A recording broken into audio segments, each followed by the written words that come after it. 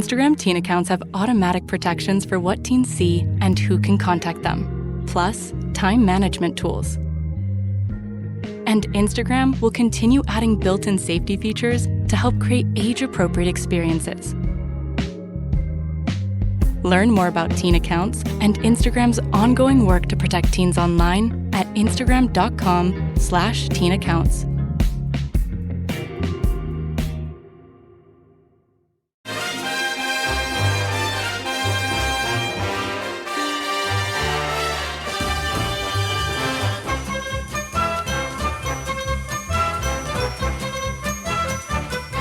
Hello everyone, I'm Chris Wynn and welcome to How Are The podcast as you join us after the final whistle at the Kassam Stadium as Sunderland claim their place in the last 16 of the FA Cup for the first time in over a decade. It came courtesy of a Diarra penalty. It wasn't the prettiest game in the world, but I suppose in cup competitions, who really cares? I suppose it's all about getting through to the next round, right? Well, we'll see if I'm right on that. And to talk through the game and any other points we can think of, it's a good job I've got Jonny Hawley with me to help out. Afternoon, Jonny. Afternoon, Chris. Yeah, it is a good job we got through, because if we only had to talk about the performance, I think this would be a slightly different pod, wouldn't it? Yeah, it's a weird time to be doing this, isn't it? Like, you know, the middle of the afternoon on a Sunday, and it just feels like one of those cup weekends, doesn't it? And the weather's always the same. It's always the hard pitch. It's always wet and grey and miserable on these sort of cup weekends. And it's just got that feeling of that sort of weekend, even the weird kickoff and everything. Yeah, absolutely. It doesn't feel like a normal weekend of football, and which is strange for us to say, I suppose, bearing in mind how often we have played Oxford over the past 8 years. You know, this really should have felt like more of a return to the norm. But yeah, like you say, the random fixtures that you see, you know, you're watching it on TNT or Discovery or whatever instead of Sky Sports on a weekend, and you'll see a score update flash up of, you know, Grimsby Wolves or whatever, and you're like, oh, fucking hell, yeah, I forgot them kind of games are happening now. So yeah, something a bit different and always enjoyable, especially when you win. Yeah, absolutely. Well, come on then, Jonny. I said first time in over a decade. Give us the last time we played in the 5th round. The last time we played in the 5th round? Mm-hmm. It wasn't 13-14, was it? A little bit later. Well, there's not many years later than that it could have been, because we were shit every year pretty much. Exactly. 14-15? It was, yes. It was 14-15. It was when we went to Valley Parade, when we went to play Bradford City. Of course. And we went to play Phil Parkinson's Bradford City, by the way. I nearly couldn't see. Did we play that with the pink ball? The pink Winter FA Cup ball that year, yeah. And that pitch was an absolute state, wasn't it? Yeah. I just remember John Stead turning into an actual striker. That is exactly the words that were about to come out of my mouth. Yeah, Stead, you know, after all the times we saw him attempt to try and score goals for Sunderland. Yeah. Typical. Yeah. Interestingly enough, on a kind of different take on it, it was George Honeyman's debut that day. I hadn't realised that, but there you go anyway. But 7 out of 10 game, that. Yeah. Yeah, John O'Shea own goal and John Stead scored on the out. Anyway, let's leave that behind. But anyway, cup fever. I don't know if it's gripping us, Jonny, because we were talking just as we started recording, and I was just looking. You know, you've got Chelsea, Wrexham. Let's see, you've got Chelsea, Wrexham, West Ham, Mansfield, Man City, Norwich, Southampton, the visitors, Liverpool, ourselves, of course, Leeds United, Wolves, Fulham, probably Arsenal, and then tomorrow night, probably Brentford if they get past Macclesfield. But last 16 of the FA Cup, like I said, it's been over a decade since we did it last. Are you getting the cup fever? Oh, big time. I've been, to be honest, I've been a bit deluded this season anyway, and I've been thinking since before the 3rd round that we could have had a good cup run. But especially when you've just listed the teams out there, and like you say, we were chatting about it briefly before we started, it's quite a tantalising mix of teams, that, isn't it? Mm. You know, it's one of those where you're almost happy regardless of who you get, except the visitors, because you're either getting a good game. If you get, even if we got a Man City or an Arsenal, I'd be disappointed in the sense that ideally play them as late as possible. But on the flip side, you've got to play the big boys at some stage if you want to do well in a cup. So whenever you get that game, it's usually at least a good game of football, if nothing else. And then the further down the pyramid you're looking at the other team names, well, the further down you go, the easier of a fixture it is on paper. So yeah, I don't know if it's starting to feel like it's not like I'm quite starting to feel like we're basically in the semis. We're a little way off that, but it is all just starting, and now it's starting to just feel a little bit more real that we're still in the cup, and there's not that many teams left with us. So yeah, maybe we could go on and do something. Yeah, well, it's just nice to have seen more than one cup draw, because I think we've reached since that Bradford game. Actually, I was looking at. I'm pretty sure we might have reached the fourth round twice since then, off the top of my head, something like that. So it's not often we kind of get this far. But just my point in the intro, Johnny, when I was saying that, it wasn't the prettiest game in the world, but who really cares? It's just a case of getting through. I mean, is that true? I think it is. Yeah, I think there were certainly moments of the game where on another day you'd have been feeling quite nervy, I think. But it felt to me like the whole team, basically from the first whistle really, almost played to take the sting out of the game in a strange sort of way, which, I think it worked really by and large. We controlled the possession. We weren't really giving them many opportunities to counter-attack. It wasn't 70% of the ball, and that was all in sort of the opposition's half and that last quarter of the pitch, and then you're leaving yourself wide open on the break. A lot of it was quite considered. There were moments, like I say, where when the game got drawn into a bit more of a physical battle at times, which I think Oxford were trying to do, and fair play to them, because that was always going to be their advantage if they could manufacture those situations. And so there were moments, that O'Nien was making a couple of interceptions and stuff in the box to cut some cutbacks out and things like that. But by and large, like I say, I think we just played the occasion in the game really well. We went in, we knew what we would have to do. It was a very professional performance. So you're not coming out of that and you're not worried, are you, about winning a scrappy 1-0? You come away and you think, if we'd scored 3 or 4, yeah, it would have been nice. But who cares? We'll move on and we're in the hat.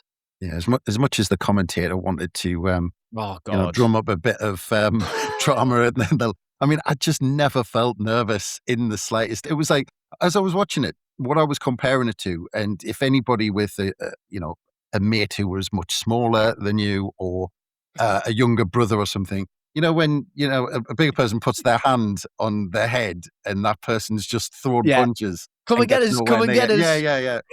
The game just reminded me of that scenario. But that bloody hell, that commentator, by the way. I mean, was it actually, a TNT commentator team, or was it Oxford United's own internal commentary team? Well, I know we were only on TNT Channel 5, so that might speak as to how high up the ladder we managed to reach for the commentary team. But you could have easily told me they were sat there with Oxford shirts on the commentary gantry, and I would have believed you, because especially that Lafay chat. I'm sure we'll touch on the incidents maybe, but the Lafay chat, you'd think he'd gone in and scythed him at knee level and taken a couple of his bones out and left him, getting stretched off the pitch minus a limb. Yeah, I mean, it was absolutely ridiculous. But anyway, we'll get into it, because Register Brisk made 6 changes. Were you surprised how many he rotated out, considering we've got a week's break afterwards? No, I wasn't, actually. I thought, we touched on this in the preview pod, of course, when we were talking about the team selection. And for once, we actually got not far away from the 11, unlike mine, yours, and Andrew's efforts before Everton, Chris. Well, there's Everton and there's Oxford. There's levels, isn't there? Yeah, absolutely. But no, I did expect changes. I thought it was the right amount. It brings a few players in who need some minutes, maybe need a bit of fitness, or in the cases of, players like Trey Hume, finally got a run back in his natural position, which I'm sure would have been a little bit of a welcome break for him after, he's had to do some shifts in some pretty unfamiliar positions. So you get that aspect, you get to bring some people in and freshen it up. But at the same time, Robin Roofs is in goal, Nodi Mukele's in the back 4, Habib Diarra and Enzo Lafay in midfield. So you've got enough of that core of the usual 11 who are in there, that you're not just airdropping a load of lads in onto a pitch together to play together who don't have those relationships. Again, something I touched on before the match, but I think back to, some of those early round cup exits we've had where we've changed 9 or 10 or 11, and then you wonder why they look crap. It's like, 'cause, none of them play with each other. What do you expect? Whereas today, I think because we had still some of that continuity, that is what allowed us to play the game the way we did and to control it and to keep our hand on Oxford's forehead and keep them at arm's length. Yeah, by the way, in those crap knockouts, there were 4 times we got knocked out before the 3rd round, by the way. Let's just put that out there before we get into it. It's a good job we can laugh about it now. Oh, absolutely. Tell us about it. But yeah, I mean, look, he made the changes, but just because we're not going to talk about him throughout the game, and maybe I'm a little bit surprised, but I just wanted to talk about Chris Rigg because he didn't appear in the team. He hasn't really got much of a look in for quite some time now. And you just thought, right, well, this is the time, give him a run out. I mean, and he didn't even come on a sub. And I expected him to be in the starting lineup. Do you think that was maybe the type of game it was? Because we'll get into it, but Oxford made the game a physical game, and quite rightly so. If you're in their position, that's how you want the game to be played. But do you think that came into his thinking about Chris Rigg? Quite possibly. Yeah, quite possibly. Because you look at the team that he did name, and obviously, Lafay's a silky footballer. Habib Diarra is extremely skilled as well. This is obviously not to typecast those players as brutes, but a midfield three of Getrauda, Diarra and Lafay's got bags of physicality, engines for days, strength, a bit of height in there with Getrauda as well. So you've got a good mix to be able to combat basically anything Oxford can throw at you. If you stick a Chris Rigg in there, you do lose some of that. Obviously, the counter-argument would be that it can give you things on the ball, which is absolutely true. But I think it sounds defeatist to say it, but I think Lebris probably just accepted it in that first half. Neither team was going to be playing good football. Not necessarily for the want of trying, but as we said, Oxford were always going to try and make that game a scrap because that was going to be the way that they could equalise things. Obviously, I mean, you look at the two squads, there's no contest in terms of quality. And I don't think that's disrespectful. It's just a reflection of where each club is in the footballing pyramid. So yeah, maybe it didn't quite fit for Rigg. I was surprised he didn't get on the pitch. I thought even if he didn't start, he would come on. But that Lebris talks all the time, doesn't he, about how players who aren't in the squad are playing right now. That's nothing at all to do with whether they're going to play, in a week's time, in a month's time, in half a season's time. Whatever the timescale might be. So I wouldn't be worried about it too much. I still think we'll see Chris Rigg a good few times between now and the end of the season. But yeah, it did surprise me. I expected to see him on the pitch at some point. Yeah, and it didn't take long for us to realise what game it was going to be because I'm looking at my notes for the first 5 minutes and it's kind of chaotic, scrappy, pitch is crap, balls bouncing everywhere. But that's how Oxford wanted, and I think it was their kind of tactics, if you like, on the day. And you know what the discussion would have been, the team talk before the game in the dressing room, the Oxford dressing room, don't give them any time, make sure you leave one in on them, make sure you leave a foot in and all of that sort of stuff. And for the first kind of, 10 minutes, that's what I'm kind of writing, that Oxford didn't give us a second on the ball. They were chopping us down. They were making sure we knew they were around. And you could just tell that we were just going to have to combat that all afternoon. And you just knew from the off what type of game it was going to be. Yeah, and to be honest, I actually think, in a sense, they're unlucky with who they got in the draw because against a lot of Premier League sides, I think that would have worked a lot better than it did against us. But we just happen to be almost an anomaly in the Premier League at the moment where we're newly promoted, so we haven't been, and this is going to sound so dramatic, corrupted by the Premier League, if you know what I mean. You know what I mean, right? The players have lived in the lap of luxury for so long and all that. We're straight up from the mire. So, we were at Oxford in May, so there's no surprises there. And a lot of our, game plan and tactics, this makes us sound like thugs. That's not what I mean. But we are more than comfortable in that sort of game. We're more than happy to turn Premier League games into that, like we did against Arsenal, Manchester City, Aston Villa, some of these teams that we've got good results against. We've out-battled them as much as anything else. So you can't out-battle us. That can't be the thing you try and do to bring us down to your level because we'll just beat you at it.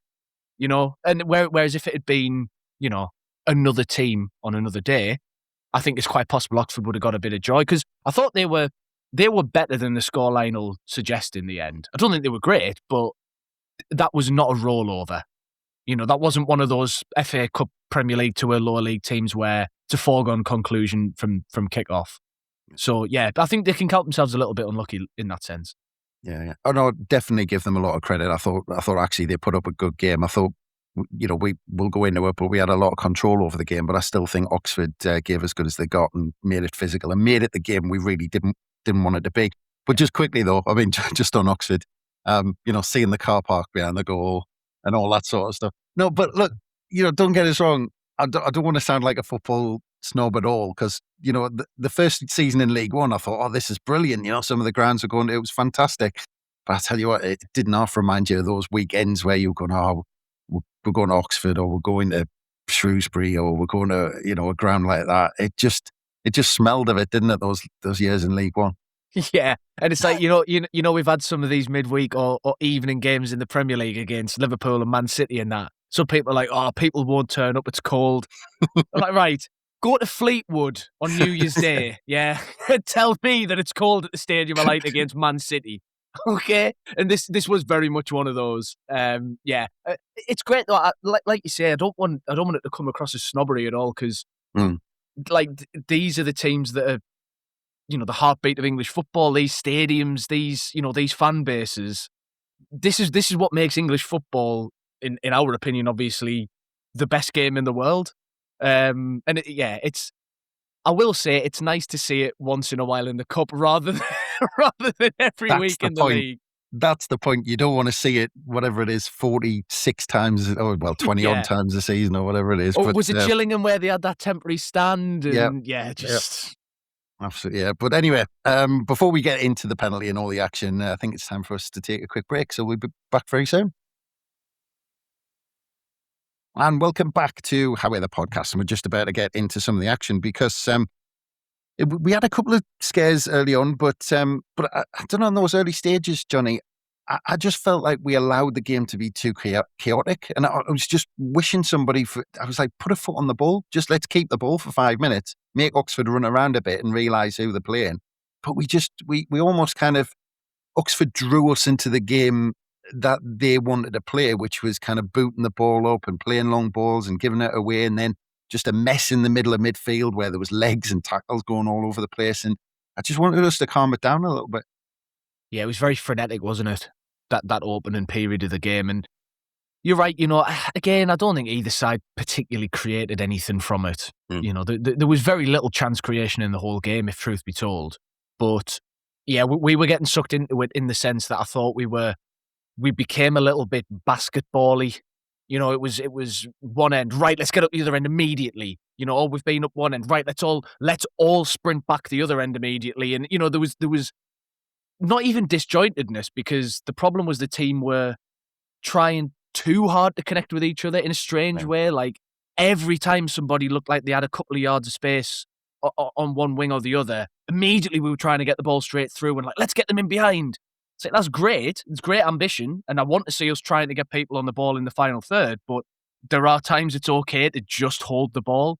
And I can't remember whether it was 5 or 10 minutes in, but there was a moment where Mukiele got the ball, just in defence for us. And he just stood with it for a couple of seconds, didn't move, let, our players get into position. Oxford players had to decide whether they wanted to come and press us or not. And essentially from that moment, really, it felt like that kind of transmitted through the team and everybody just reset a little bit and went, okay, we're the Premier League team here. It's up to us to make the running of this game with the ball. So let's start it and keep it simple and build up some pressure through possession. So yeah, that wouldn't be possible if the early part hadn't been so chaotic. So I totally agree about the way the game started. And that's as close as I think Oxford got to luring us into something that they wanted us to. They wanted us to be playing like that. So they nearly got us and we got out of it. And then I'm sure we'll get onto it. They seem to pivot from that to let's try and smash into people. Let's try and make the game angry. But it was looking like it could have been a bit of a long afternoon at first. Yeah, well, that's it. Well, look, we took the lead after about half hour and it was a penalty in the end, of course. And I think Dennis Serkin was really clever with this one. I think he kind of waited. He was kind of he was looking like he didn't really want to go anywhere, and he was just waiting for the Oxford challenge, the foot in, because Oxford were looking to do that, as we've just been saying. They were looking to get that foot in, and Dennis Serkin just almost stood there and waited for it. And as soon as he came, knocked the ball away, and the clumsy tackle came in, and he gave a penalty. He won. As I think, if that was given against us, which I always try and look at decisions as if that was against Sunderland, I would say it was pretty soft, but it didn't give the referee any choice. He had to give it. I think you're completely right. And talking about trying to view it as if it had happened to us, I'm the same. That's the way I always try and look at it, because it's as close as you can get to trying to remove your bias, because you're never going to get rid of it completely. If that had been given against us, I'd be disappointed, because I think it's soft, and I do think it was a soft decision, but I'd be fuming at the defender. Because what on earth are you doing challenging like that there? Yeah. As you said, Chris, Serkin had no interest in genuinely keeping the ball there, because he had nowhere to go. Yeah. You know, he's given him a decision to make, hasn't he? Exactly. And Serkin, look, he's a little bit clever, and I think he's used his body quite well to get in the position where the defender has to take a bit of him to get the ball. So, you know, you can credit Serkin a little for that, but it's your classic, he's going nowhere, so just let him. You know, he's not facing the goal. He's not got options around him. He's not the kind of man who's going to... Because it's a different conversation if it's... pick a name of a great winger who might be able to wriggle out from that tight space past four people and stick one in the top corner. You know, if it's prime Lionel Messi, then maybe you do go through the back of him. Remain Mundle might have. Well, to be fair, Mundle on the sort of form he was on today, you know, maybe he'd have given it a go. But yeah, it was just daft. So they can have a couple of complaints, Oxford, in the sense that it was a little bit soft, and you've definitely seen them not given. But, you know, realistically, I've got no sympathy, because as a defender, you just don't need to be doing that. Yeah. Great penalty from Diarra, though. I wasn't expecting it to be Diarra, but when he stepped up, I was kind of wondering, well, is he one to absolutely smash it? But he did the old, you know, step at the last minute, wait for the keeper, and just knocked it in the corner. Makes a nice change from last season, doesn't it? Yeah. With the state of some of the penalties we had then, eh? You know, we've gone from having no penalty taker in the whole squad, and now we're littered with them. We've got Xhaka, we've got Lafay, we've got Diarra, we've got Luke O'Nien. If you go into a shootout, like, it's rags to riches. Yeah, that's it. Well, a minute later, and this is like the biggest, if you listen to the commentator, this was the biggest incident of the afternoon, because Enzo Lafay went in with a tackle, which you've seen so many times before. But I think, I think just with commentators, I think they're getting carried away with the FA Cup purely because of the fact there's no VAR, and everyone's thinking any referees are going to go nuts, and any tackle could be a red card. Yeah, absolutely. It's definitely, there's some sort of VAR psychosis that seems to have engulfed the football landscape. You know, either it's games with VAR and all of the carry-on and hullabaloo that goes on there, or it's these games without VAR where instead of just enjoying the game, now it's, well, look how good this game is without VAR, or, ooh, the referee's given that, but if there was VAR, I wonder whether that would have been referred. Who cares, lads? Let's just watch the fucking game that happens on the pitch in front of us. And this was a top example, because if that had happened before VAR existed, I don't think the commentators even give that challenge a time of day. But even at the time when it happened, whoever it was, the co-commentator who was particularly egregious for it, was talking about, oh, well, you know, we've seen tackles like that given red cards even recently, and blah, blah, blah. Don't care what some other referee in another game said, mate. It was never a red card. It wasn't even close. Yeah. But that's the thing. They're almost saying, well, that referee gave that decision, so he should give that decision. But it doesn't make the first decision right that it was a red card, just to say, oh, well, that one was a bit like it, so he should be given a red. No, the first one wasn't a red, so the Lafay one wasn't a red. It's wanting consistency for consistency's sake, instead of recognising that the argument around consistency is we want consistently correct decisions, please. We don't just want all the refs to one morning agree to start cocking everything up, but hey, they're all doing it the same, so everybody's fine. Oh, honestly, that commentary the whole game, it really started winding us up. I'm going to try and make that the last time I bring them up again until there's a time when we're talking about something that we're going on about. But actually, just on the Sunderland tackles, actually, because not even the tackles, actually. at one point, because Trey Hume got a really silly yellow card, and I'm sure that was in the first half. Yes. And then he did a little bit of a silly one in the second half, and I thought, actually, but the problem is, I didn't think it was like Sunderland players were going over the top at all. But the problem is with that referee and without VAR, I was just worried that because the Oxford players, and apparently there was the Oxford management and things were getting onto the referee at half time. And I just thought we might be one dodgy tackle away from getting a ridiculous decision against us. Yeah, it's a fine line that you've got to try and stay the right side of. I think we, by and large, we managed it really, really well. Trey Hume you mentioned, and there was a couple of times where classic Trey Hume challenges where he just, he maybe just leaves slightly a little bit extra on, just the way he moves his body weight around into the challenges, and you just think, oh, I don't know if today's the day to be doing that, like. But, he stayed on the pitch, obviously, didn't get sent off. But I think Oxford, let me start the point again because I was running up a rabbit hole there. I think Lebris takes some credit here because I think this is a directive that's come from the top down to the players where after the way the first half's gone, I think he's kind of said to them, look, Oxford are going to try and turn this into a proper siege mentality, crowd baying for blood. They're already on the ref's back, right? He's going to be under immense pressure here and they're going to want to turn this aggressive. Let them go in for them challenges. Let them try and hurt you, whatever they're going to do. If you're going to give some back, that's fine. Just be clever about it. Be niggly, be narky. Don't be full-blooded and aggressive and going in, full speed trying to send people up a height. Let them know you're there, if you need to just, a little bit of an extra nudge on the way through for a 50-50 or whatever.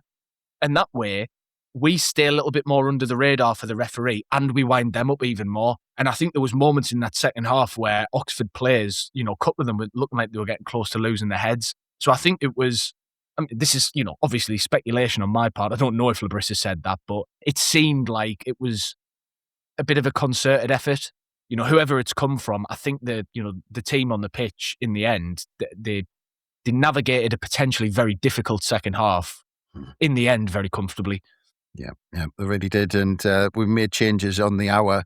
Isidore and Diarra came off. Mayenda and Siddiqui came on. I almost think that was almost a telegraphed substitution. I think that I had conversations beforehand and said, right, Isidore and Diarra are going to get an hour, and Mayenda and Siddiqui get the last half hour. And we did make a change as well. About 10 minutes ago, Talby came off Jocelyn, which the commentators were calling him because they didn't want to say. Oh, Jocelyn.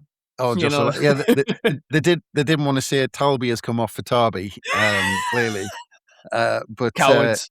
Yeah, exactly. But because I thought actually Jocelyn looked really positive with the ball. Yeah. So I wanted to kind of ask you about what you thought, first impressions of him, but also Romain Mundle as well, because I think it was a big afternoon for him to try and make an impression. And he showed some flashes. And I think, when you think about, because for a good while I thought Talby was just, not in, every time he got the ball he looked dangerous, but for long periods he wasn't in the game. And it seemed like the ball went out to Mundle a lot more.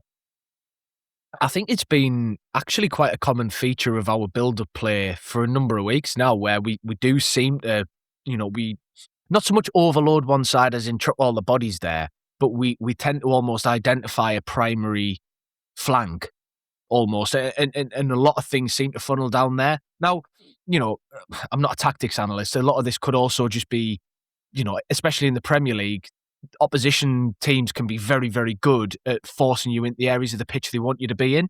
So there's all sorts of reasons why it might be, but I do think we tend to prioritise one side over the other for large portions of games, and today was no different.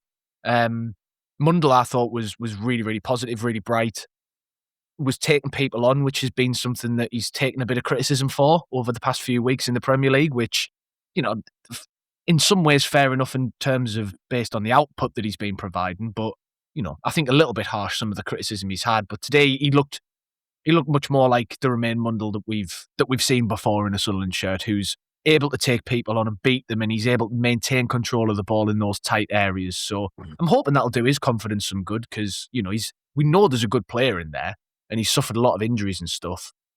So he needs a bit of time to get back to his best. Jocelyn, on the other hand, immediately looked sharp, didn't he?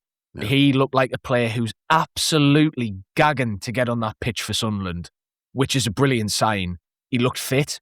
He looked, as I say, sharp, quick. Yeah. He was, and again, positive. Not quite when he gets the ball his only thought was to go forward, because there was one moment right near the end of the game he was potentially slid through on the break and he turns and goes back. Well, I quite like that. I mean, it's his first game and already game management. He's like, well, yeah, exactly. 1-0, let's see it out. Exactly. So that it is a good thing. It shows that he's got a bit about him, that he's able to identify that, even as such a young and raw player coming on to make his debut for his new team. Obviously, he'll be desperate to impress because, from his point of view, imagine if you come on and score. The game might already be won, but everyone will be talking about, oh, bloody hell, Tom, he scored this weekend. And, all of a sudden he's the name on people's lips. But yeah, look good. Again, like good control of the ball, comfortable running at people. Had that shot that he dragged wide towards the end as well, which a little bit disappointing, but hey, we're not going to judge his quality off a cameo off the bench against Oxford in the Cup. Or if you are doing that, please stop. Well, unfortunately, I'm going to mention the commentators again in a second, because obviously we did ride the game out and won through that penalty, didn't score any more goals. But just to mention the commentary team again, they gave man of the match to Luke O'Nien. Does that, I mean, again, going off their analysis, does that say anything about the game? I mean, that Luke O'Nien got man of the match, or does it just say that, we controlled it from the back and we made it look easy because we restricted them to virtually nothing? I mean, Roof's had a couple of really simple saves. I mean, he'd have been really disappointed if he struggled with any of those. And yeah, Luke O'Nien got man of the match. I don't know if you agreed. Yeah, it's one of those, isn't it, where I think in a game like that, if it had been a goal from open play, either whoever scored or set up that goal just gets man of the match. But because it's a penalty, it would be a bit weird to give Diarra man of the match for a penalty when, as much as he wasn't bad for the rest of the game, he didn't really do anything because not many people really did anything. I thought Lefay could have maybe been given a shout because he was covering a lot of the hard yards and played well in midfield, but they'd already decided he's a criminal and needs to be sent to prison for GBH from that blatant red card in the first half. So, but yeah, no, I think like on another day, that game, you just go, oh, the goal scorer gets man of the match, we move on and it's fine. But yeah, going to O'Nien is possibly a fairer reflection in the end of the quality of the actual 90 minutes. Yeah. So that's it. Last 16 even of the FA Cup, as was said. And I know we kind of touched on it at the beginning, but who do you fancy? Because, we've gone to a Premier League team and we've gone to a lower league team, or, Championship team, I'd say lower league, but you know what I mean? So we've had kind of almost, we've seen both worlds of the FA Cup. What do you fancy next? Because there's a, tasty one in terms of being on Disney with Wrexham before on someone else from the Championship, or, of course, you've got the visitors. So what do we fancy? There are two teams I don't want, which is the visitors and Wrexham, because I'm not getting knocked out the cup by Phil Parkinson. No chance. Again. Yeah, exactly. Been there, done that. Got the T-shirt. I'm a pragmatist, mate. So I want whoever the lowest ranked team that's still left in the competition is. That's who I want, and I want them at home. I want the easiest games that we can possibly get until there's no easy teams left in the competition. Yeah, whatever gets us closer to winning a cup, give me more of that. So Macclesfield or Mansfield, please. Yeah, I was going to say, let's watch the game tomorrow night, and then Macclesfield will knock out Brentford. Watch the draw afterwards, and we'll get Macclesfield at home to hopefully take us through to the quarterfinals. But just in terms of emphasis, we keep on going through very quietly in the FA Cup. Last 16, how much focus do we put on it? Is it like, we've got 36 points, let's just chug along, enjoy the rest of the Premier League. But is it the case of let's really go for a cup run? I think we'll have to get through one more round before that becomes something they've got to actually hedge the bets on. Not hedge the bets, I suppose. They've got to actually place their bets on, At the minute, I think we can still just about get away with we're still just taking every game as it comes in the league and we're taking every game as it comes in the cup. If we get through the next round and all of a sudden you're in the quarters, you're a game away from Wembley, and by that point in the season, we'll probably know whether we do have any sort of shout of squeaking a European position in the league. Because if there's no chance of Europe in the league, go for the cup, lads. Play everybody in every game in the cup, rest in the Premier League around it if you need to, and absolutely go for it. The tricky thing will be if we're still hanging around 8th and 9th and we're in the quarterfinals of the cup and then it starts getting the end of the season, you're thinking, ooh, if we had to pick, because at this sort of stage of the season, you might, in terms of managing the squad and things, where's the genuine priority? Now, for me, it would be the cup because I'm a fan and I don't care how much money the club gets for finishing a place higher in the Premier League. And I don't care about getting a season travelling around the Conference League and whatever. I want to win a cup. I want to see Sunderland win silverware, and I want to shut all the visitors up who keep banging on about the frigging League Cup they won. Yeah? I want us to have one. So if you're asking me, put me in that dugout. First of all, don't do that. Second of all, I'm going for the cup. Yeah, well, we're not going to feel excited until Phil Parkinson gets knocked out. So there you go. Yeah. And that's just the usual excitement you feel when anything bad happens to Phil Parkinson. So, well, I think that's a good place to leave it. Just leaves us there. Thank you very much, Jonny. Cheers, mate. Thank you very much, Chris. Pleasure was all mine. Good stuff. And thanks again, everyone, for listening. Don't forget, we'll have loads more analysis on the Roker Report website, and we'll have pods every day as usual this week. So look out for all of that. But from us, bye for now.